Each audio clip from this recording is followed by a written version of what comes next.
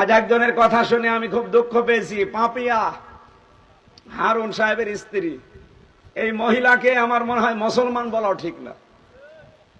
এ বলছে যে আলেম ওলামা যেন কোনদিন ইসলামের পক্ষে কোন দলের পক্ষে ভোট না চায়। ভোট চাওয়া এটা একটা ইবাদত। সূরা নিসা 58 নম্বর আয়াতে আছে, কোন হুজুর নিয়ে আসবেন, নিয়ে সেখানে বসিয়ে রাখেন।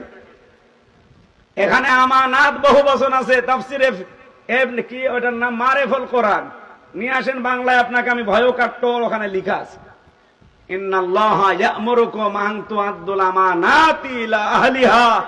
অবশ্যই আল্লাহ তোমাদের সবাইকে নির্দেশ দিয়েছেন, আমাকে না, কুম বহু বছর, সবাইকে নির্দেশ দিয়েছেন তোমাদের যাবতীয় আমানত তাদের প্রাপকের কাছে পৌঁছিয়ে দাও।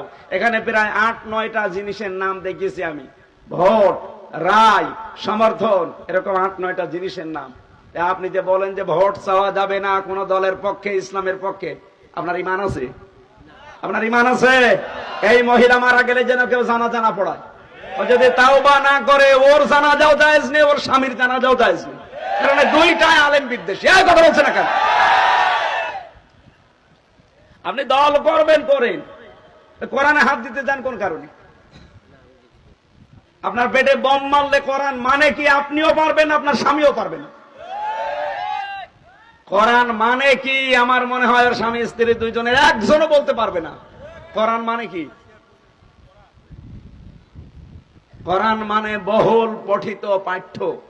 এই পৃথিবীতে সবচাইতে বেশি পড়া হয়েছে কোনটা? বললাম না 4,500 ধর্ম আছে, আর 4,500 ধর্মীয় গ্রন্থ আছে। আমি বাইরের দেশগুলোতে সফর করি মাঝে মাঝে, এই যে মালয়েশিয়া, ইন্দোনেশিয়া, সিঙ্গাপুর, থাইল্যান্ড, এই সমস্ত